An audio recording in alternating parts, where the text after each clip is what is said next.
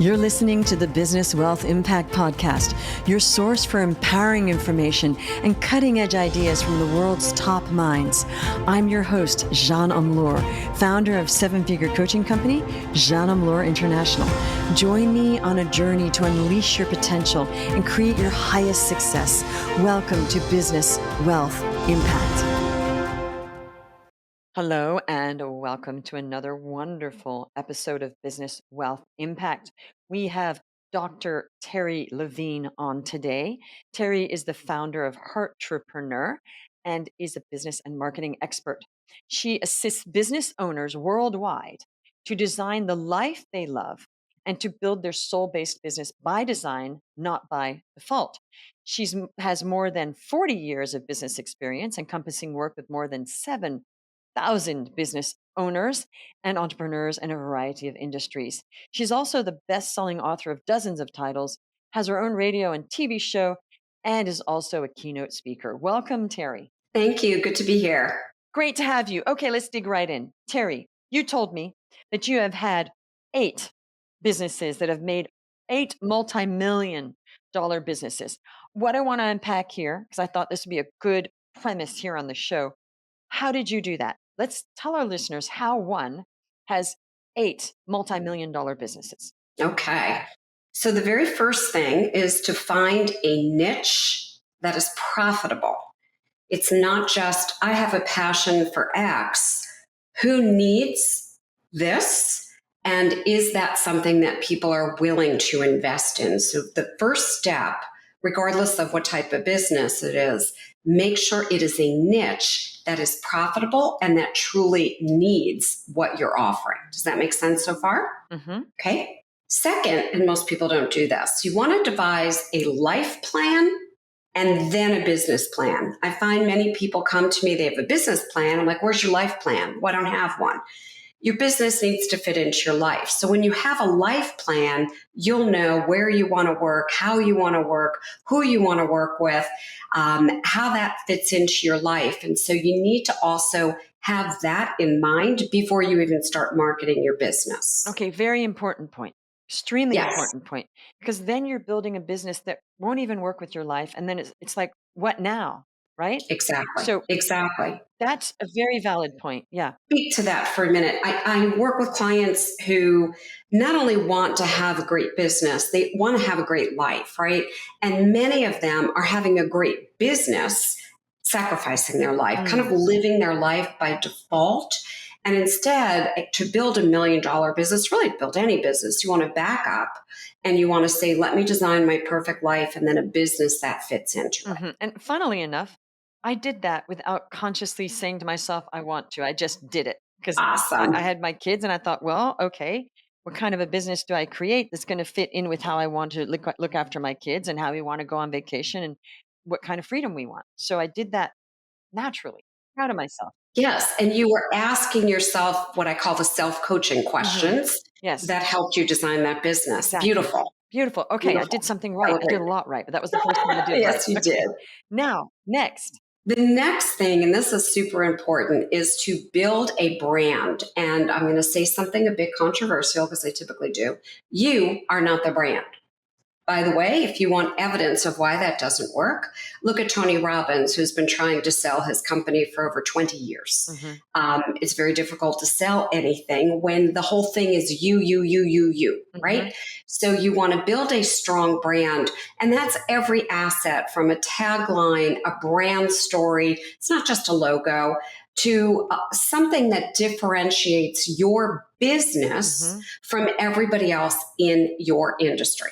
That's a very important step. And by the way, today I was just scrolling online for about 5 minutes during lunch, and I could replace my name on so many people's posts or Facebook pages or websites. Like, it's so generic. So you have to have a very interesting brand story. I call it your why. Okay.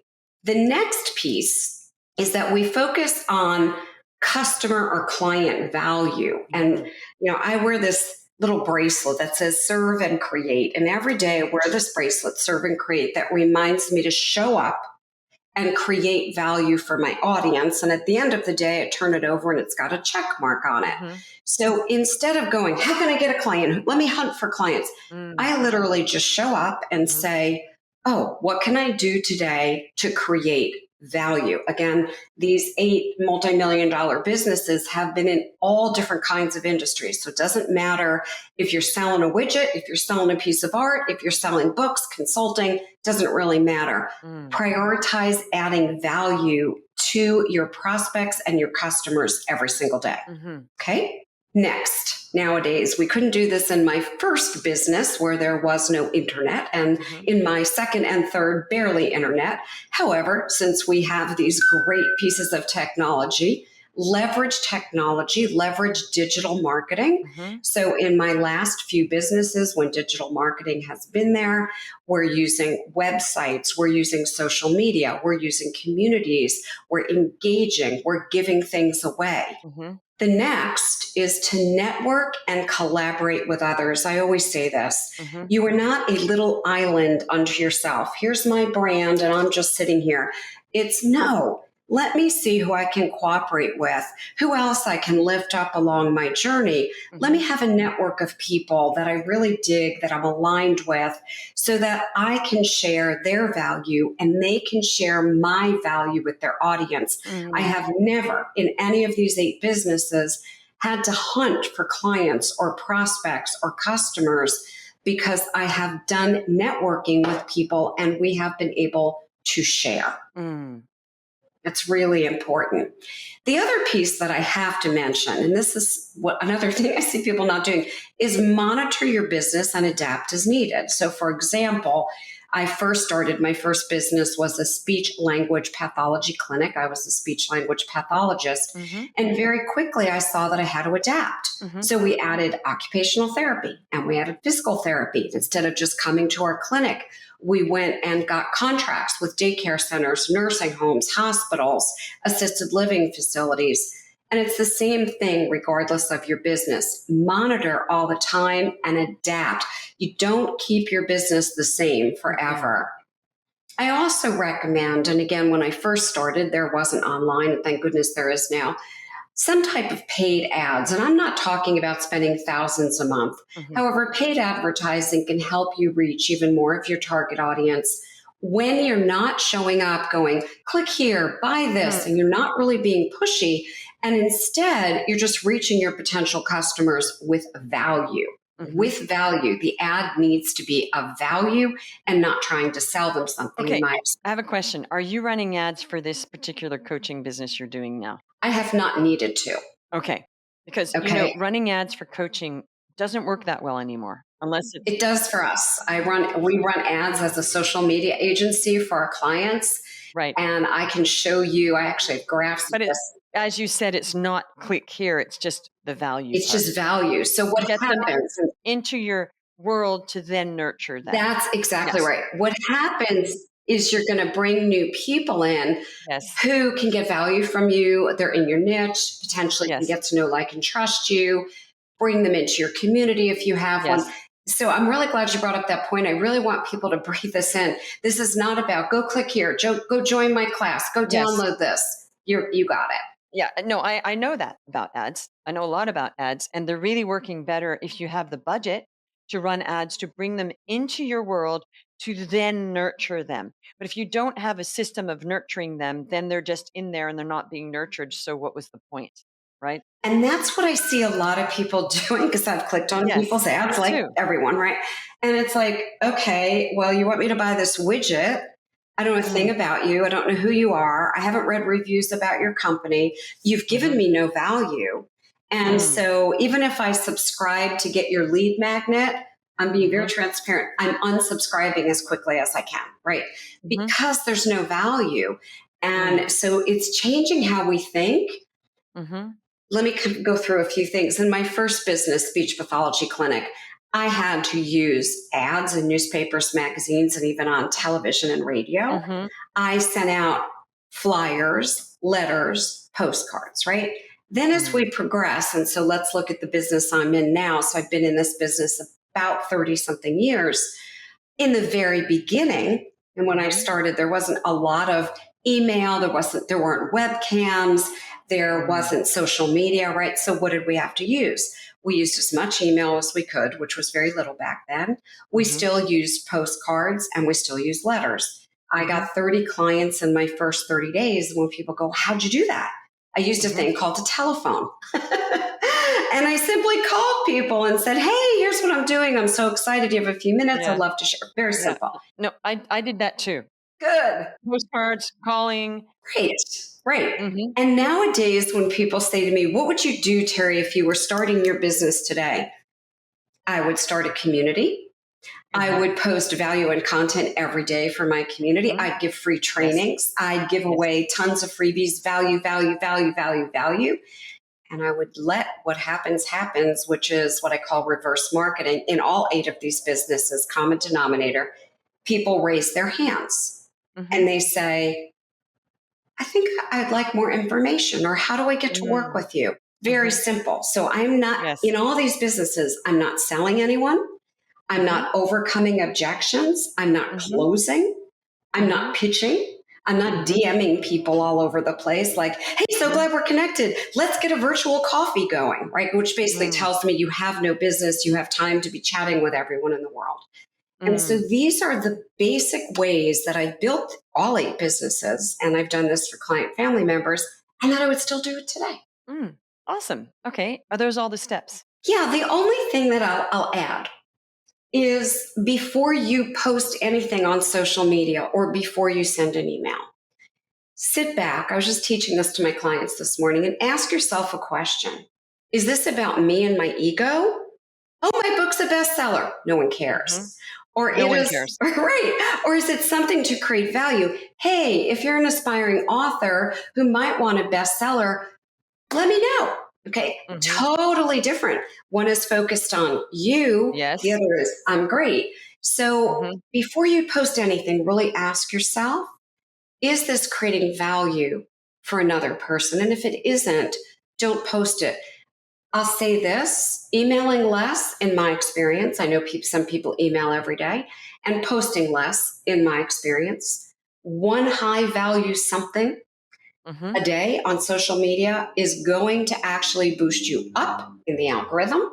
mhm, And posting a lot with very little people engaging, mhm. you go down in the algorithm. It's pretty simple. This is Yep. true. Now, the other thing is that I have always taught for 13 years is we must also ask ourselves, if I were receiving this email, how would I feel? Okay. Because there's that sort of underlying passive aggressive, hey, I've reached out. So I taught all my clients before you ever hit send, ask yourself, is there any inkling of passive aggression? Because that person doesn't owe you a thing. Good You're the point. one that's following up because they potentially said they might want to work with you.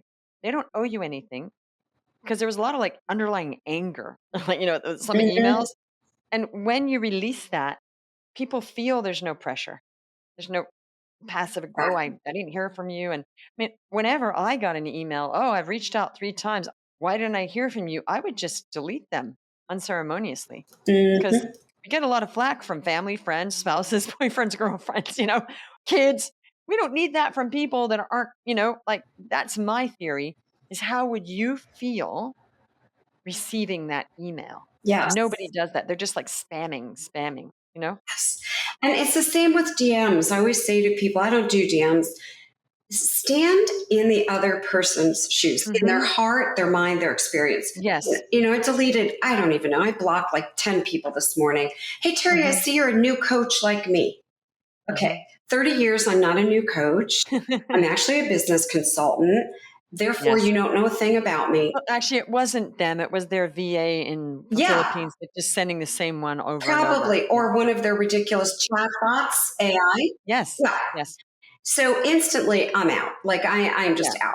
I got an email today that said, how would you like to join us on this webinar to help you get your first client?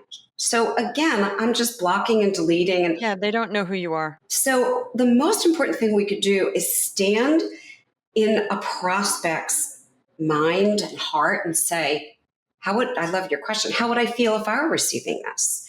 Yes. And being, again, transparent and telling on myself, we have about 700 emails pre-written that go out. And this morning, our team was reviewing them, and we got to like, we're on for hours, but it was like email 31. And I'm like, Uh-huh. take that one out. Yeah. Even though it was written a while ago and we thought it was good then, when I reread it now, I'm like, there's no value in that email. There's Right, zero. because things change and we've heard it all before. Exactly. It's like it's true because I see posts that I wrote 4 years ago, and I'm like, "Oh, yeah, that's not even everybody knows that now." But in those days, it was like, "Wow, really, Jean?" You see, I take it a bit further. Providing value, it seems such a cliche right now, providing value. What does that mean, Mm. really? What does it mean? Tell me, what does it mean? Yeah, what do you think it means? I can tell you what I teach it means. You go Mhm, to your target audience, your niche, and you ask them. And the question that I ask is, if I could help you with something, what is the one thing you'd really like me to help you with? mhm, And the answer that I got over the years, and I've done this numerous times, is to get mhm, more qualified prospects. Okay. mhm. Yes, Then that tells me I need to do posts that teach that. I need to do yes, podcasts that teach that. I need yes. to send out emails that give that as value. I need to Mhm, have, and I do, a ton of free resources, even without email addresses, that I'm happily just giving out all mm, over social media. And mhm. so from that, basically saying to my target audience, oh, you asked for this? This is exactly what I do. Here it is. Right. It allows them to decide, right? Is she creating value? Right. I the same thing. I actually ask people, "What can I do as a training that you need?" And like, "Wait, you're asking me on social media?" I'm like, "Yeah, we're chatting here. What?" And they said, "Well, I'd really like a great." And so I did a training the next day, and I said, "Here's your training." And the woman was like, "I can't believe she made this for me," because you know we all. But no, see, my thing is providing value. We've heard it so many times. It's a blip now. It's just like, yeah, providing value. People don't think what that means. To me, it has to go further to actually helping people. Mhm. Providing value might not help them. It's valuable, sure. My thing is, it has to be, is this actually helping you? And that's to me providing value because I feel like, you've heard the providing value all over the place. And we don't need yet another lead mag on yet another thing that we've heard before, right? Nobody really needs another report unless that report is actually going to like help them get something, right? Like actually move the needle. Then that's providing value. Does that make sense? That's how I see it. 1,000,000% that makes sense to me. Yes. And just to piggyback on that, I sometimes see people guessing at what their target audience wants, right? It's Right. like, Right. well, this is my passion and that's what people are going to love. Yeah. Ask them. You've got, yeah, thank you. You've Yes. got to slow down. You've got to ask. Mm, And here's why it's easy to build these businesses. And I really mean that. All that I do every day is give them what hmm they're asking for. hmm That's all I do. Here's Right. what you asked for. Like today, I was giving away a free report on how to make deep connections on social media. I hmm put up one post, said if you want it, just DM me. And I hmm think we already had 40 or 50, I wait, 52 people asked for it. And hmm I don't ask, I don't drop a link. I don't say I need your email. Here's the PDF. That's it. Sure.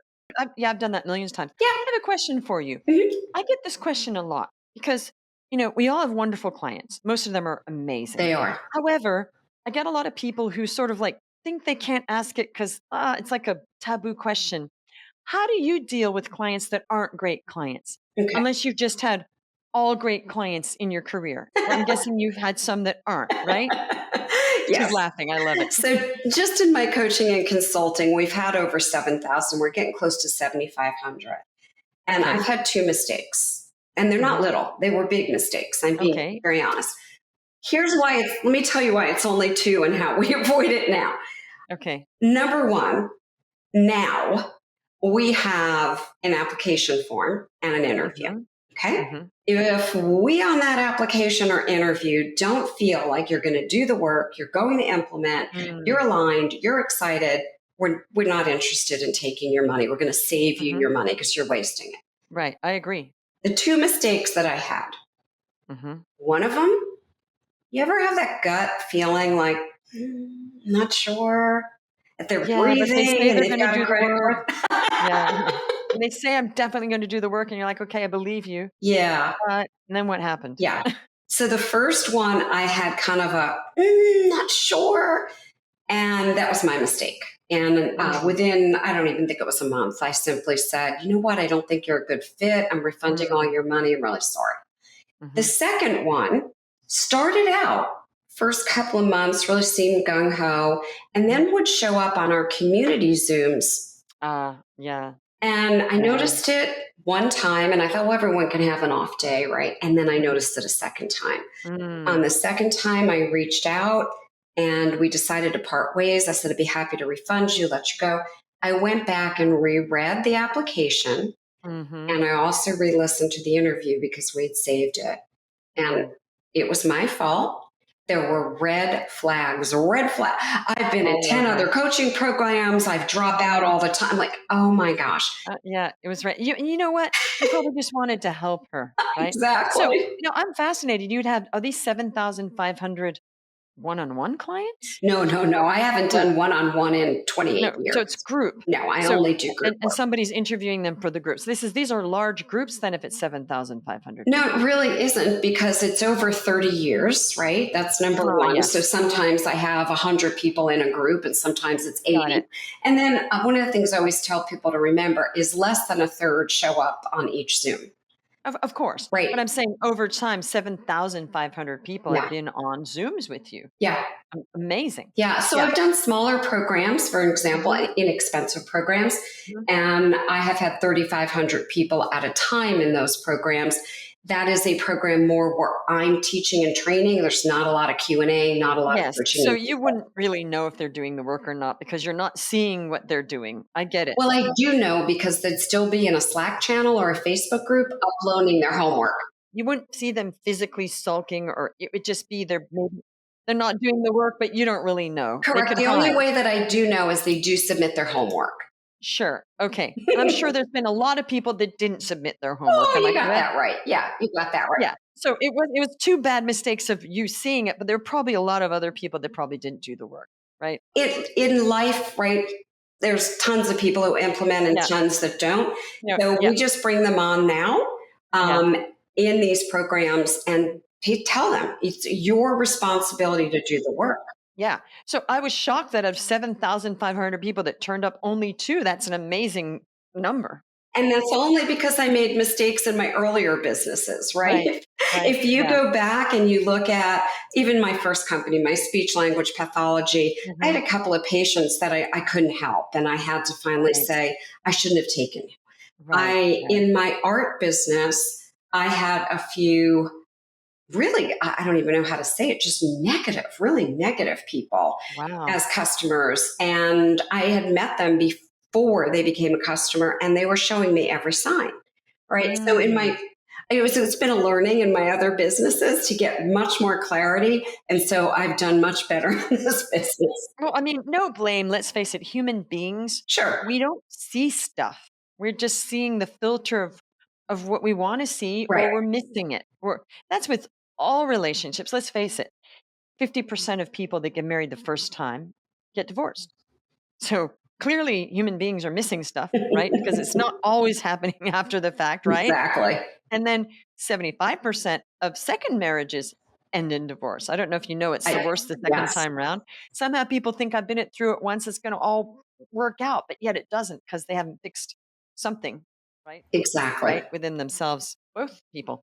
Okay, well, this has been very interesting. No, and I thought I would address that because I think people feel guilty that I think that feels like it's a dirty secret that they've had bad clients and maybe how come and I know that some of my clients when they get a bad client they seem to feel guilty. I'm like, look, it happens. It does. You know, it happens. There's human beings, and the more clients you get, the more the chances go up of that happening in numbers, folks. So I think it's really good, and thank you for being transparent there, because I think there's a lot of pretending that goes on, Mm. that, "Oh, no, my clients have all been amazing because 'cause I'm just so amazing at, qualifying." I'm sorry, every business has, a few frogs have been kissed. Oh, yeah. Let's face it, Oh, you yeah. know? I, and Yeah. telling on myself again, I paid for a very expensive, I mean, ridiculous price program almost a year ago.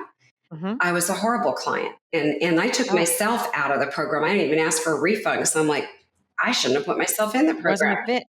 Yeah. How much was it when you say ridiculously priced? I'm just curious what that means to you. $257,000. It's expensive. Okay. And Yeah. literally within the third month, I went, this Not for you. isn't for me. Like, this isn't Yeah. how I am as a human and how I would speak to people. And Mm, it's not authentic for me. I didn't mhm. go and say, I want my money back. I didn't No, go, I'm going to go blast you on social media. I went, not for you. I really should have done my research. Now, It's no, not for what me. kind not what it was, but what kind of coaching was it? Coaching on what? So it was supposed to be on how to find your target audience and really make deep connections with them on LinkedIn, because I really never Mhm. did that on LinkedIn.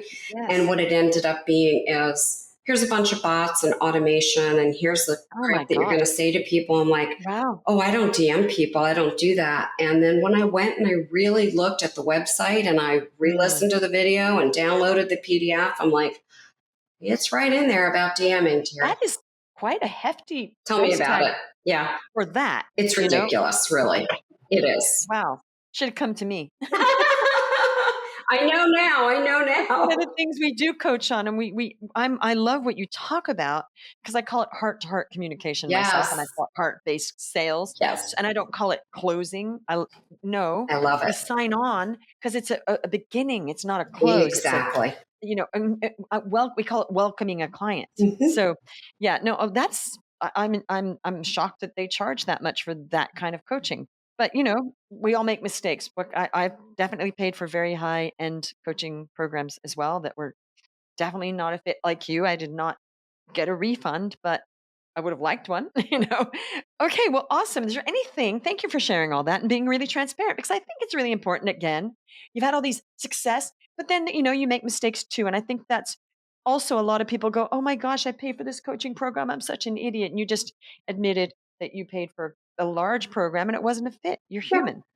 All right. Now, what's something you want to leave people with? What's some mindset or philosophy that you think could really move the needle for people before we finish off I here? think the biggest thing and the biggest piece of advice that I have been breathing into my bones for about 30 years is to live in the moment. Right. We cannot go back and fix whatever happened in the past. And look, I've made Mhm, a lot of mistakes in all these different businesses and in life, mhm, right? And I mhm, don't even think you have missed mistakes. Oh, I made mhm, those decisions the best that I could at the time. We are not guaranteed tomorrow. When we're born, no one puts a checkout date on the bottom of mhm. our feet, right? We have a birthday, Yes. that's it. Live in the moment. I don't have goals and plans, just shocks people for a year from now. What's your 5 year plan?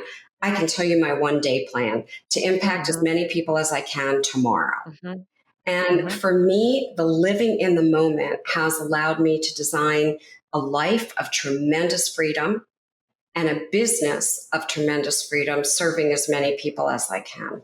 So that's mm. advice that I live and I breathe. I love that because I don't do 5-year plans either. I do 90 days Love it. because I know that 90 days is good, and after that, I don't know what I'm doing, Exactly. And things I really change, don't right? know, things change, and I do have, like, a 40-year purpose that's Different. different. Yes. So, I'm 59, and I just realized I should have a 40-year purpose, so it takes me till I'm 99, Love it. but it's not I don't know what's gonna happen, but I strongly feel that 90 days is the way to go, just for goals instead of a year. A human being can't even think of a year, Right. really, and then, what's going I love that. See, you're the one person that hasn't, said you gotta have your 5-year and 10 years, and no, I just have a purpose. I love It's my that. 40-year purpose. Well, you are amazing, Terry. Thank you for turning up, and also thank you for listening, everybody. Please subscribe, please share the love, and we'll see you on the next episode. You're listening to the Business Wealth Impact Podcast, your source for empowering information and cutting edge ideas from the world's top minds. I'm your host, Jeanne Amlour, founder of seven-figure coaching company, Jeanne Amlour International. Join me on a journey to unleash your potential and create your highest success. Welcome to Business Wealth Impact.